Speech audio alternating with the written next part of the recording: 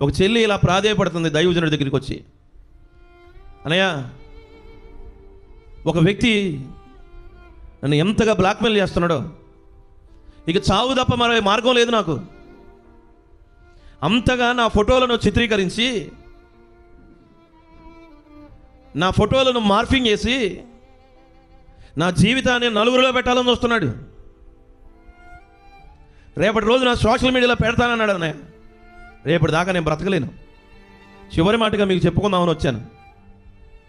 వాడు ఎంత భీకరంగా మాట్లాడుతున్నాడో, వాడు బలాఢ్యుడనయ్య, వాడిని ఏం చేయలేము అంటూ ఒక చెల్లి ఎంతగానో దైవజనుడి దగ్గరికి వచ్చి ఏడుస్తుంది. దైవజనుడు ఒకటే అన్నాడు, అమ్మ ప్రార్థన చేసుకో, దేవుడే నీ ఎడల కార్యం చేస్తాడు.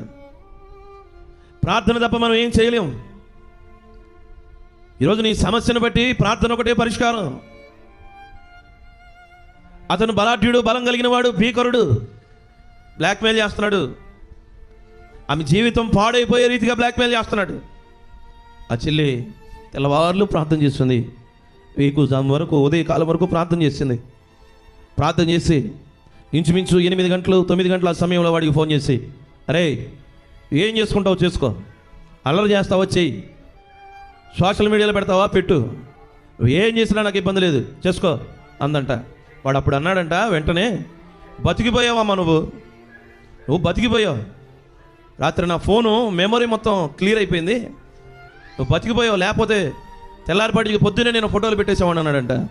అప్పుడు ఆ చెల్లి వచ్చి మందిరంలోకి వచ్చి సాక్ష్యం చెప్పిందంట, అయ్యా దేవుడు నా పక్షాన ఉన్నాడు, బలాఢ్యుడుల చేతిలో నుండి, బలము కలిగిన వారి చేతిలో నుండి ఆయన నన్ను రక్షించాడు. దేవునికి స్తోత్రం, హల్లెలూయా. ఆయనే మనల్ని విడిపించేది. పాపం ఆ చెల్లి చావే శరణం అనుకుంది. తను చేసిన తప్పేమీ లేదు. ఈ రోజుల్లో తప్పే చేయవసరం లేదు, చిన్న పొరపాటు చేస్తే చాలు జీవితాలు పాడవుతాయి. గతంలో 4 రోజుల క్రితమే ఎదురైంది ఒక సమస్య. ఒక చెల్లి ఫోన్ చేసింది నూజివేడ్ నుంచే, అన్నయ్య ఎలా వెళ్ళియో నా ఫోటోలు బయటకు వెళ్ళిపోయినాయి, ఒక చోట నా ఫోటోని నేను చూశాను అని ఆ చెల్లి ఎంతగానో బాధపడుతుంది. మీకు తెలుసు కదా నా టెలికాం గురించి, ఏం చేయాలో చెప్పండి అన్నయ్య అంది.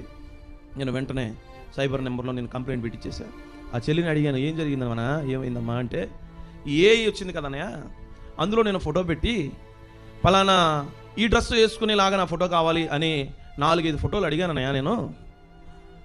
నేను చేసింది, నేను నా ఫోటో ఎవరికి ఫార్వర్డ్ చేయలేదు, ఎవరికి ఇవ్వలేదు, నేను అందులో పెట్టాను అంతే. అందులో పెడితే చాలమ్మా, మన బతుకంతా బయటికి వెళ్ళినట్టే అని చెల్లికి తేటగా నేను చెప్పా. ఏమని, ఆ ఫోటో పెట్టి తెల్ల చొక్కా కాదు నల్ల చొక్కా ఇయ్యి అంటే, ఈ చొక్కా ఇప్పాలా లేదా, అసలు మామూలుగా మనలో అన్నమాట, ఇప్పాలా లేదా, ఇప్పాలిగా, ఇప్పది వేయాలిగా, అసలు మీకు అర్థం అవ్వాలని చెప్తున్నా, అవునా కదా. అందుకే మన పిల్లల విషయంలో కూడా మనం జాగ్రత్తగా ఉండాలి. నేను ఆడపిల్లలు, స్త్రీలు జాగ్రత్తగా ఉండాలి. అదేదో చక్కగా అందంగా మనకి ఇచ్చేస్తుందని, మహారాణిలాగా ఫోటోలు ఇస్తుందని అందులో పెట్టామనుకో, ఏదో రోజున మనల్ని ఈదులో పెడుతుంది. ఆ చెల్లి జరిగిన పరిస్థితి అదే. ఎంతగానో తల్లడిల్లిపోయింది. కానీ దేవుడు ఏం చేశాడు తెలుసా, బలాఢ్యుడి చేతిలో నుండి, బలము కలిగిన వారి చేతిలో నుండి నా దేవుడు వారిని తప్పించాడు. దేవునికి స్తోత్రం. మనల్ని విడిపించేది ఆయనే.